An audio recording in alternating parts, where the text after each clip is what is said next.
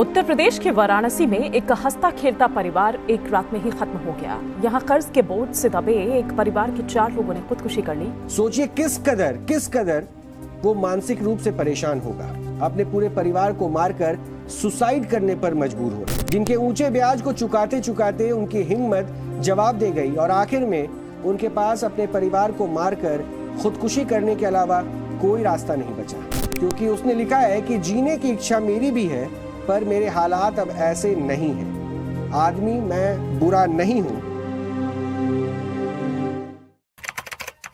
35 साल के सुरेश कुमार ने बिल्डिंग से कूदकर अपनी जान दे दी क्योंकि वो क्रेडिट कार्ड के कर्ज को चुका नहीं पा रहे थे। कोरा एक सोशल मीडिया प्लेटफॉर्म है जहाँ पे कोई भी इंसान अपना सवाल पूछ सकता है। एक शख्स यहाँ एक सवाल पूछता है और ये वो पल था जिसने मुझे मजबूर कर दिया इस वीडियो को बनाने के लिए। वो लिखता है कि मैं अपने क्रेडिट कार्ड के बिल को चुका नहीं पा रहा हूँ, मुझे बैंक से बहुत सारे नोटिस आ रहे हैं, अगर मैं मर जाऊँ तो क्या ये क्रेडिट कार्ड का कर्ज मेरे साथ खत्म हो जाएगा।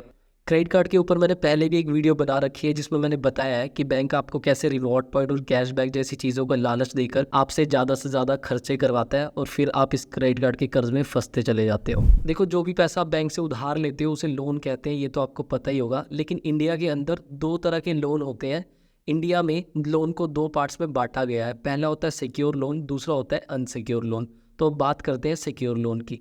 जब भी आप पैसा कोई बैंक से लेते हो और आप अपनी कोई कीमती चीज़ बैंक को गिरवी देते हो या बैंक को ऐसा सिक्योरिटी देते हो, रखते हो बैंक के पास, इसमें हो सकता है आपके घर के पेपर हो सकते हैं, आपकी गाड़ी के पेपर हो सकते हैं, आपका सोना चांदी कुछ भी हो सकता है, आपकी कीमती चीज़, उसको हम सिक्योर लोन कहते हैं। अब जब भी आप बैंक का पैसा चुका नहीं पाते हो तो उस केस में बैंक आपकी उस प्रॉपर्टी को बेच देता है। उन चीज़ों को बेचकर बैंक आपसे अपने पैसों को वसूल कर लेता है और अपने पैसों को पूरा कवर कर लेता है। अब इसमें आता है home loan, car loan, vehicle loan, बहुत तरह के लोन्स आते हैं इसमें। इस वीडियो को जितना हो सकेगा आसान बनाने की कोशिश करूंगा ताकि आप आसानी से सारी चीज़ों को समझ पाओ। अब बात कर लेते हैं दूसरे लोन की, जो है अनसिक्योर लोन। अब आपका जो क्रेडिट कार्ड है वो भी अनसिक्योर लोन के अंदर ही आता है। जब भी आप बैंक से कोई पैसा उधार ले रहे होते हो लोन के रूप में, जैसे वो क्रेडिट कार्ड हो गया या पर्सनल लोन हो गया, उस केस में आप बैंक को आप किसी भी तरह की कोई कीमती चीज नहीं देते हो, जैसे घर के पेपर, गाड़ी के पेपर या आपका ना कोई भी सोना चांदी आप बैंक को नहीं देते हो, तो उससे कहते हैं अनसिक्योर लोन। अब इस केस में आपको हमेशा रेट ऑफ इंटरेस्ट, मतलब जो ब्याज रहता है इस लोन का, वो ज्यादा मिलता है देखने को। इसमें आता है आपका क्रेडिट कार्ड, पर्सनल लोन और बहुत सारे लोन्स आते हैं इसमें। अब क्योंकि आप क्रेडिट कार्ड लेते टाइम सिर्फ आप उनके पेपर्स पे साइन करते हो, किसी भी तरह की कोई कीमती चीज आप उनको नहीं देते हो, तो इसका सीधा सीधा सा मतलब है कि ये एक अनसिक्योर लोन हुआ यहाँ पे। हाँ, लेकिन एक चीज यहाँ पे देखने वाली ये है कि जब भी आप पर्सनल लोन लेते हो तो उस केस में आप बैंक को चेक देते हो, उसके बावजूद भी ये एक अनसिक्योर लोन कहलाता है। देखो, क्रेडिट कार्ड वाले केस को समझने के लिए ना आपको ये पर्सनल लोन को भी अच्छे से समझना पड़ेगा, नहीं तो आगे जाके आप कंफ्यूज हो जाओगे इस चीज को समझने के लिए। अब यहाँ पे ध्यान देने वाली बात ये है कि पर्सनल लोन भी एक अनसिक्योर लोन है, लेकिन पर्सनल लोन में कई बारी हम बैंक को एक चेक दे देते हैं। अब कई लोगों को लगता होगा कि यार अगर हम पर्सनल लोन में अगर हमारी ईएमआई मिस हो गई तो बैंक हमारा चेक लगा के उसे बाउंस करके एक चेक बाउंस का केस कर देगा। अब ध्यान से समझना जो मैं समझाना चाह रहा हूँ आपको। इंडिया के कानून में ना 2 तरीके के केस होते हैं, एक होता है क्रिमिनल केस, एक होता है सिविल का केस। अब पहले समझते हैं क्रिमिनल केस को। अब देखो, क्रिमिनल केस को हिंदी में बोलते हैं आपराधिक मामले और शुद्ध हिंदी या उर्दू में बोलते हैं फौजदारी मुकदमे, फौजदारी मामले, आपराधिक मामले, आपराधिक मुकदमे, आप कुछ भी बोल सकते हो। ये होते हैं क्रिमिनल केस। इसके अंदर आते हैं आपके मर्डर का केस, चोरी चकारी, धोखाधड़ी, चीटिंग, फ्रॉड, ये सारे आते हैं क्रिमिनल केस में। अब इसमें आपको सजा हो सकती है, आपको जेल हो सकती है। अब नंबर 2 की बात करते हैं जो कि है सिविल केस। सिविल केस यानी कि हिंदी में बोलते हैं इसे दीवानी मामले, दीवानी मुकदमे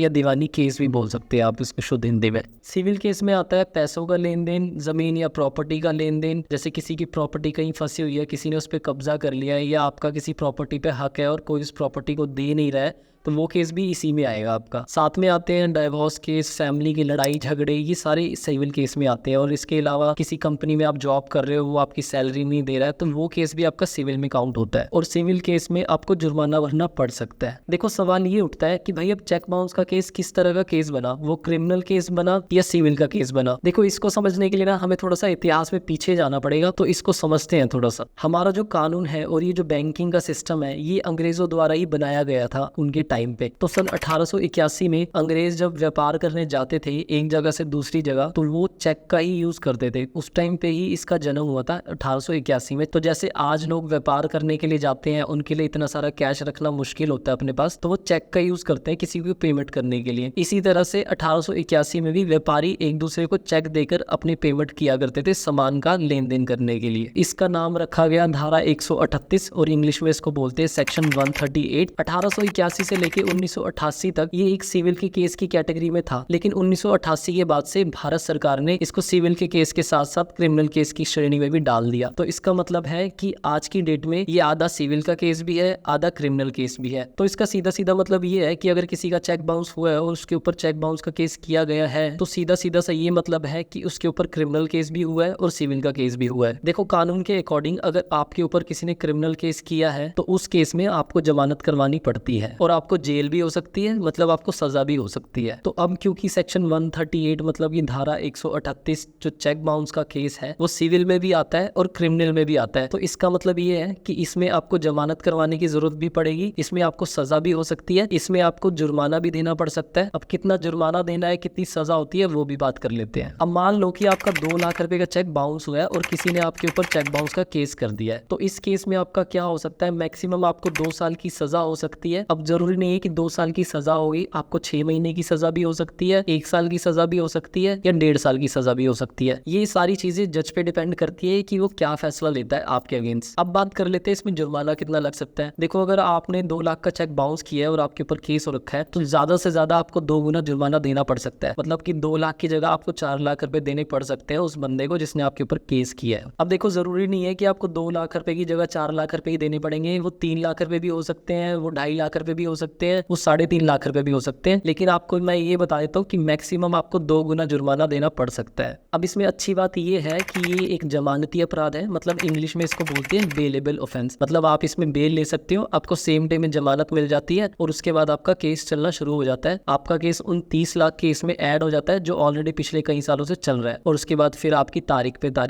तारीख। इसलिए 2023 की शुरुआत में ही जनवरी, फरवरी, मार्च के आसपास सरकार ने इस पे चर्चा की है और उन्होंने डिसाइड किया है कि या तो इसको पूरी तरह से सिविल का केस बनाया जाए और इसको क्रिमिनल वाली कैटेगरी में से निकाला जाए। और बहुत जल्द चेक बाउंस अपराध की श्रेणी से बाहर हो सकता है। सरकार नेगोशिएबल इंस्ट्रूमेंट्स एक्ट में बदलाव करने पर विचार कर रही है। अब ऐसा सिस्टम तैयार किया जाएगा जिसमें चेक बाउंस के केस में मुकदमेबाजी के बजाय वसूली सुनिश्चित की जाए। सरकार सिर्फ अभी इस पे चर्चा कर रही है, अभी उन्होंने किसी भी तरह का निर्णय नहीं लिया हुआ है। हो सकता है कि आने वाले भविष्य में शायद हमें देखा जाए कि चेक बाउंस का केस पूरी तरह से सिविल वाले कैटेगरी में डाल दिया जाए। तो वापस आते हैं अपनी क्रेडिट कार्ड वाले टॉपिक पे। तो जैसा कि अभी आपको पता चल चुका है कि भाई क्रेडिट कार्ड एक अनसिक्योर लोन है, मतलब कि अगर इस पे कोई केस होता है तो सिविल का केस होएगा, क्रिमिनल केस नहीं हो सकता आपके ऊपर, बिकॉज आपने किसी भी तरह का कोई चेक नहीं दिया क्रेडिट कार्ड लेते टाइम, आपने सिर्फ उनके पेपर्स पे साइन किया है, इसलिए वो एक सिविल का केस कर सकते हैं। लेकिन अब सवाल ये उठता है कि क्रेडिट कार्ड वाले सिविल का केस करते क्यों नहीं है। देखो, क्रेडिट कार्ड कंपनीज को भी पता है और हमें भी पता है कि ये इंडिया है, एक केस को लड़ते लड़ते 30 से 40 साल लग जाते हैं और शायद तब तक तो कोई बंदा भी नहीं बचता। और वैसे भी अगर किसी ने क्रेडिट कार्ड लिया है तो वो 20-21 साल से ऊपर का ही होता है, वो उससे नीचे की कैटेगरी में तो आता ही नहीं है। इसलिए क्रेडिट कार्ड वालों को पता है कि भाई 30-40 साल तक हमारे पास टाइम नहीं है इस केस को लड़ने के लिए, इसलिए हम सिविल का केस नहीं करेंगे, हम इन्हें डरा धमका के ही पैसे निकलवाएंगे अपने। आपको ये तो पता चल गया कि भाई सिविल का केस नहीं कर सकते ये लोग आपके ऊपर। दोस्तों, यहाँ पे भी ना एक खतरनाक सा ट्विस्ट आता है जो मैं आपको आगे बताता हूँ। अब देखो, किसी भी तरह की लोन की पेमेंट, या आप उसे EMI कहते हो या शुद्ध हिंदी में आप उसे किस्त कहते हो, जो भी कह सकते हो आप, भारत के कानून के अकॉर्डिंग अगर आपकी किसी लोन की किस्त, EMI या फिर आप पेमेंट कह लो, अगर वो आपसे मिस हो जाती है, मतलब कि आप नहीं भर पाते हो, चाहे वो 1 बार हो, चाहे वो 2 बार हो, चाहे वो 5 या 10 बार हो, तो वो कानून में गिना नहीं जाता, वो कानून की श्रेणी में नहीं आता है। मतलब कि यहाँ पे ये है मोटा मोटा कि अगर आपसे किसी लोन की किस्त, EMI या पेमेंट मिस हो जाती, चाहे वो 5 बार हो, चाहे वो 10 बार हो, तो किसी भी पुलिस चौकी, थाने या पुलिस डिपार्टमेंट में आपके खिलाफ FIR दर्ज नहीं हो सकती, आपके खिलाफ किसी भी तरह की कोई कंप्लेन नहीं हो सकती। तो यहाँ पे घबराने की जरूरत किसी भी तरह की नहीं है आपको, वो कानून की श्रेणी में गिना नहीं जाता है। देखो, क्रेडिट कार्ड की पेमेंट आप जब पहली बार मिस कर देते हो, मतलब कि आप पहली बार पेमेंट करना बंद कर देते हो, तो बैंक उस लोन को डाल देता है SM1 में, मतलब कि स्पेशल मेंशन अकाउंट 1 में। और अगर आप अपने लोन की किस्त, EMI या पेमेंट दूसरी बार मिस कर देते हो, तो बैंक उस लोन को डाल देता है SM2 में, स्पेशल मेंशन अकाउंट 2 में। और अगर आपने तीसरी बारी अपने क्रेडिट कार्ड की पेमेंट मिस कर दी तो बैंक उसको उठाकर डाल देता है NPA में। अब NPA का मतलब होता है नॉन परफॉर्मिंग एसेट, ऐसा पैसा जो अब बैंक के लिए फायदेमंद नहीं है, जो बैंक को अब फायदा नहीं दे रहा किसी भी तरह का। अब समझते हैं कि आपको किस तरह का टॉर्चर किया जाएगा क्रेडिट कार्ड की पेमेंट मिस होने के बाद। तो जाहिर सी बात है कि अगर आपकी क्रेडिट कार्ड की पेमेंट मिस हो गई है तो बैंक की जो टीम होती है वो आपके ऊपर मेंटली प्रेशर डालेगी, मानसिक दबाव से आपको परेशान करना शुरू कर दिया जाएगा। जब आपकी पहली क्रेडिट कार्ड की पेमेंट मिस हो जाएगी तब बैंक की तरफ से आपको ढेर सारे कॉल आने लग जाएंगे। कॉल करके वो आपको बोलेंगे कि सर आप इसकी पेमेंट कर दो, अगर पेमेंट नहीं है तो इसकी मिनिमम ड्यू पेमेंट कर दो। देखो मिनिमम ड्यू का मतलब होता है इंटरेस्ट, मतलब जो आपने अमाउंट यूज करा है क्रेडिट कार्ड का उसका सिर्फ आप इंटरेस्ट भर दो, मतलब जिसे हम हिंदी में ब्याज भी कहते हैं। मतलब कि अगर जब नेक्स्ट टाइम आपका क्रेडिट कार्ड का बिल बनेगा तो ये जो आपने मिनिमम ड्यू भरा है वो 0 हो चुका होगा और जितना आपका क्रेडिट कार्ड का बिल उस टाइम पे बना था उतना ही आपका नेक्स्ट टाइम पे भी बनेगा। और अगर आपने इसके बाद भी क्रेडिट कार्ड की पेमेंट नहीं की, आपका जो मोबाइल नंबर है उसे ऑटो रिमाइंडर पे डाल देंगे। इनके पास सॉफ्टवेयर होता है, उस सॉफ्टवेयर में ऐड कर देंगे, जिससे थोड़ी थोड़ी देर बाद ही आपको बहुत सारी कॉल्स आनी शुरू हो जाएगी, आपको बहुत सारी ईमेल्स आनी शुरू हो जाएगी, आपको बहुत सारे मैसेज आने शुरू हो जाएंगे बैंक की तरफ से। आपके क्रेडिट कार्ड के ऊपर 40 से 50% का सालाना इंटरेस्ट होता है वो लगा दिया जाएगा। लेट फीस, फाइनेंस चार्जेस, उसके ऊपर GST, दुनिया भर के चार्जेस आपके क्रेडिट कार्ड के अमाउंट पे लगा दिया जाएगा। और नेक्स्ट टाइम जब आपका क्रेडिट कार्ड का बिल बनेगा तो उन चार्जेस के ऊपर फिर से चार्जेस लगेगा, जिसे हम बोलते हैं चक्रवर्ती ब्याज और इंग्लिश में बोलते हैं कंपाउंडिंग इंटरेस्ट। मतलब जो आपके चार्जेस लगाए थे उन चार्जेस के ऊपर एक और चार्जेस, साथ के साथ बैंक आपका केस है वो अपनी रिकवरी टीम को फॉरवर्ड कर देगा। मतलब इनकी एक रिकवरी टीम होती है जिनका काम होता है पैसों को निकलवाना। उसके बाद क्या होगा, जो आपने अपना एड्रेस दे रखा था क्रेडिट कार्ड के टाइम पर, वहां पर आपके पास इनके फेक नोटिस आने शुरू हो जाएंगे, जो 101% नकली नोटिस होते हैं, फेक नोटिस होते हैं। अब आपने पहले मंथ की पेमेंट भी मिस कर दी, मतलब नहीं भरी, और दूसरे मंथ की पेमेंट भी नहीं भरी, मिस कर दी। अब दूसरे मंथ की पेमेंट के टाइम पे आपके पास इतनी ज्यादा कॉल्स आनी शुरू हो जाएगी कि अब आप परेशान होने लग जाओगे। उसके बाद होगा क्या, आप परेशान होकर इनका फोन उठाना बंद कर दोगे या अपने फोन नंबर को ही बंद कर दोगे। उस केस में क्या होगा, इनके जो एजेंट होते हैं रिकवरी वालों के, वो आपके घर आना शुरू कर देंगे। इनके एजेंट आपको बोलेंगे कि सर पेमेंट कर दो, नहीं है तो मिनिमम ड्यू कर दो, नहीं तो आपका केस लीगल में ट्रांसफर हो जाएगा, आपके ऊपर केस हो जाएगा, आपको जेल हो जाएगी, पुलिस आ जाएगी। ये सारी चीजें बकवास ये लोग करेंगे आपसे। दुनिया भर के आपको नोटिस भेजते रहेंगे ये लोग, जो मैं आपको बता चुका हूँ पहले ही। देखो एक नोटिस तो आपके पास आएगा रिकॉल नोटिस। इसमें क्या लिखा होता है और इसका क्या मतलब होता है मैं आपको बता देता हूँ। इसमें लिखा होता है कि भाई बैंक ने आपको एक लोन दिया था, वो लोन आप अच्छे से चुका नहीं पाई, अब आपको बैंक ये बोलना चाह रहा है कि बैंक का सारा पैसा आप वापस करो, जितनी उस पर पेनल्टी चार्जेस बैंक ने लगाई है वो सारा सूद समेत आपको वापस करने को बोल रहा है इस नोटिस में बैंक। बहुत सारे फेक जो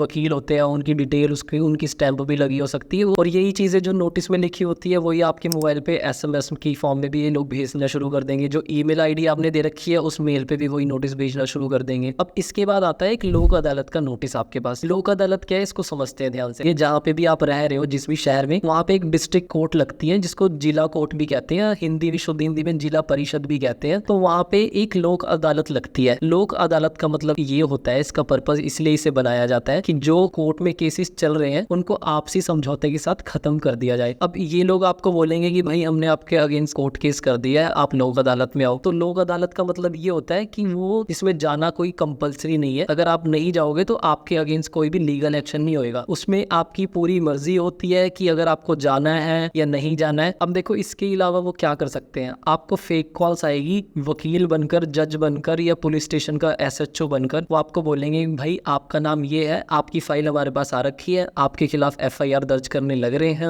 कहीं से भी इकट्ठे करके इनके पैसे दो और ये केस खत्म करो, वरना मैं आपके खिलाफ ये FIR करने जा रहा हूँ, आपको जेल हो सकती है, आपको सजा हो सकती है इसके लिए। तो मैं आपको बता चुका हूँ ये सारी फेक कॉल्स होती है, ये सारी नकली कॉल्स करते हैं ये लोग बन बनकर, पुलिस वाला कभी जज कभी वकील। तो कभी भी अगर ऐसा सिनेरियो आपके साथ होता है तो आपको डरने घबराने की जरूरत नहीं है। लेकिन एक चीज ये है कि जो आपको डरा धमका रहा है इनका एजेंट, उनको एक हाई कमीशन इंसेंटिव दिया जाता है इन बैंकों की तरफ से उनको, इसलिए ये आपको डराने धमकाने लग जाते हैं और आपके पीछे पड़ जाते हैं पागलों की तरह। तो अब आपको समझ आ गया होगा कि भाई क्यों इतना आपको मेंटली टॉर्चर किया जा रहा है इनकी तरफ से। तो अब अगली बात को भी बड़े ध्यान से समझना, अगर 9 से 12 महीने के अंदर अंदर आपने बैंक से सेटलमेंट कर ली तो बैंक आपके लोन को वहीं पे बंद कर देगा और आपके पैन कार्ड पे लिखा हुआ आएगा सेटलमेंट। लेकिन इसके बाद आपको कोई भी बैंक अब अनसिक्योर लोन नहीं देगा, आपको सिक्योर लोन मिलेगा लेकिन 2 से 2.5 साल के बाद ही मिलेगा और बहुत ज्यादा हाई रेट ऑफ इंटरेस्ट पे मिलेगा, क्योंकि आपके पैन कार्ड पर अब चढ़ चुका है कि आपने लास्ट वाले बैंक से पैसा लिया था और आप उसका पैसा नहीं चुका पाए और आपने उस बैंक के साथ सेटलमेंट करी थी। और अगर आपने 9 से 12 महीने के अंदर अंदर बैंक बैंक के साथ सेटलमेंट भी नहीं किया तो बैंक 9 से 12 महीने के बाद अगर आपका लोन अमाउंट छोटा हो तो वो उसको राइट ऑफ कर देगा। राइट ऑफ का मतलब होता है कि वो उसको अपने पोर्टफोलियो से, अपने डैशबोर्ड से बंद कर देगा, निकाल कर बाहर कर देगा और किसी छोटे मोटे से बैंक को वो सस्ते दामों पे बेच देगा उसे। और राइट ऑफ करेगा भी वो बैंक के ऊपर डिपेंड करता है। राइट ऑफ का मतलब होता है कि आपका लोन चाहे फिर वो क्रेडिट कार्ड का हो या फिर वो पर्सनल लोन हो, उसे 15 से 20% पे किसी छोटे मोटे बैंक को बेच देता है, उसे सेल कर देता है। राइट ऑफ बैंक करता क्यों है और इसके पीछे क्या कारण होता है, इसे भी मैं आपको समझाता हूँ एक बारी। देखो इसे ध्यान से समझना। हर बैंक आज की डेट में शेयर मार्केट में लिस्ट होता है और उनको अपना प्रॉफिट एंड लॉस दिखाना पड़ता है इस चीज में। अगर किसी बैंक का लॉस ज्यादा हुआ है किसी साल में या किसी महीने में तो उसका जो शेयर लिस्ट हो रखा है शेयर मार्केट में, उसकी जो शेयर्स की कीमत है शेयर मार्केट में वो कम होनी शुरू हो जाएगी और उसका शेयर धीरे धीरे नीचे गिरनी शुरू हो जाएगा और उसके बाद उसका शेयर कोई नहीं खरीदेगा। लोगों को ये बात समझ आ जाएगी कि भाई इसका शेयर नीचे जा रहा है, मतलब कि ये बैंक लॉस में चल रहा है, तो धीरे धीरे इससे अपना पैसा निकालना शुरू हो जाएंगे और जो उनका पैसा इनके सेविंग अकाउंट में पड़ा हुआ है वो भी निकालना जल्दी जल्दी शुरू कर देंगे। इससे बैंक पूरी तरह से बर्बाद हो सकता है, पूरी तरह से बंद होने की कगार पे पहुंच सकता है। इसलिए बैंक को अपना लॉस कम और प्रॉफिट ज्यादा दिखाना पड़ता है, जिससे उसकी शेयर्स की जो कीमत है वो कभी नीचे गिरे ना, उल्टा अगर वो प्रॉफिट ज्यादा दिखाता है तो धीरे धीरे बढ़ती चली जाएगी। यही वजह है कि बैंक अपना पूरा रिकॉर्ड क्लियर रखता है और वो अपने कई लोन्स को राइट ऑफ कर देता है और जो अपना पोर्टफोलियो जो उनका डैशबोर्ड है उसको वो क्लियर रखता है और उसमें प्रॉफिट ज्यादा दिखाता है और लॉस कम दिखाता है। अब उसके बाद होता क्या है, अब जिस भी बैंक को, जो छोटे मोटे बैंक को ये लोन बेचा गया होता है, उसकी रिकवरी टीम आपको कॉन्टेक्ट करने लग जाती है। वो बोलती है कि भाई हमें पैसा दो, ये है वो है, ये चीज होने लग जाती है। फिर अब ये सारी चीजें आपको समझ आ गई होगी। अब ये बात करते हैं कि भाई अगर आप क्रेडिट कार्ड के ट्रैप में फंस चुके हो तो कैसे बाहर निकला जाए, कैसे इस क्रेडिट कार्ड के जाल से आप बाहर निकल सकते हो। देखो 2 तरीके हैं इससे बाहर निकलने के,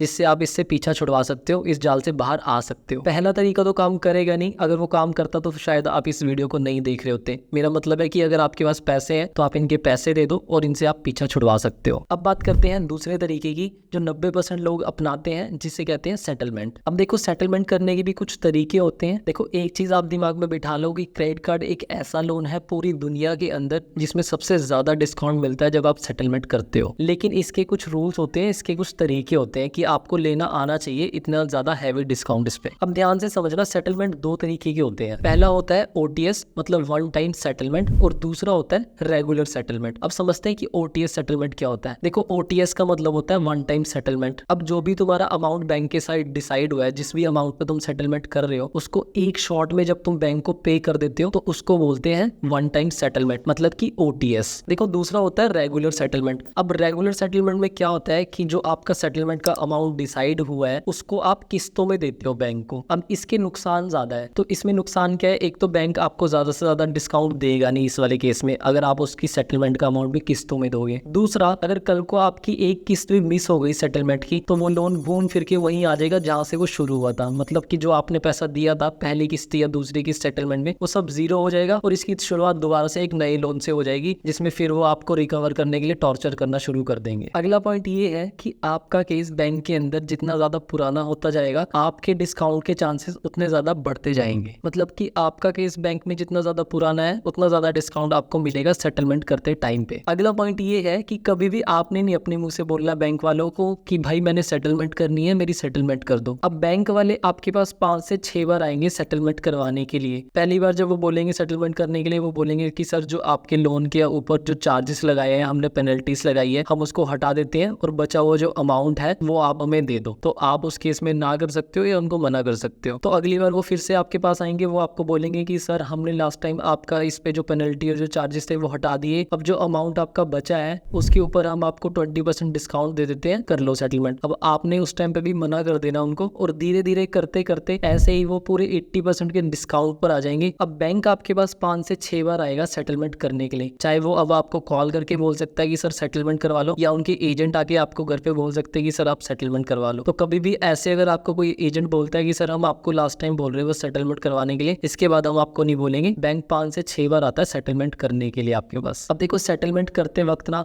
कुछ चीज़ों का ध्यान रखा जाता है। अब ध्यान से समझना मैं क्या बोल रहा हूँ यहाँ पे। जब भी आपकी सेटलमेंट होगी तो कुछ एजेंट होते हैं जो फेक सेटलमेंट आपको करके दे देते हैं। इसमें क्या होता है, उनका हाई इंसेंटिव बन रहा होता है इस चीज़ में, इसलिए वो फेक सेटलमेंट आपकी करवा देते हैं, जिसमें उनको काफ़ी पैसा मिल जाता है, बदले में कमीशन मिल जाती है। तो जब भी आप सेटलमेंट करोगे तो बैंक से जो सेटलमेंट लेटर लेना है उसको बाय मेल पे लेना है। जैसे आपका क्रेडिट कार्ड का बिल बनकर आता था, जिस भी ईमेल आईडी से आता था बैंक के, उसी तरह की बैंक की ईमेल आईडी से आपका सेटलमेंट लेटर आपकी मेल पर आना चाहिए। और अगर आप चाहो तो उसे बैंक जाके उनके ऑफिस में वेरीफाई भी कर सकते हो मैनेजर को दिखा के। अब देखो बात करते हैं एनओसी की, नो ऑब्जेक्शन सर्टिफिकेट। जब भी हमारा कोई लोन बंद होता है तो बैंक की तरफ से हमें एनओसी दी जाती है, जो हमारे पास प्रूफ होता है कि भाई ये जो लोन है ये बैंक के पास बंद हो गया है। इंडिया के अंदर बहुत सारे बैंक ऐसे हैं मतलब कि जो एनओसी कुछ देते हैं और कुछ बैंक एनओसी नहीं देते हैं, लेकिन आपको सेटलमेंट लेटर सारे बैंक आपको देंगे ही देंगे। अब आपको याद होगा कि मैंने आपको बोला था कि भाई बैंक वाले आपके ऊपर सिविल का केस कर सकते हैं, लेकिन वो नहीं करते।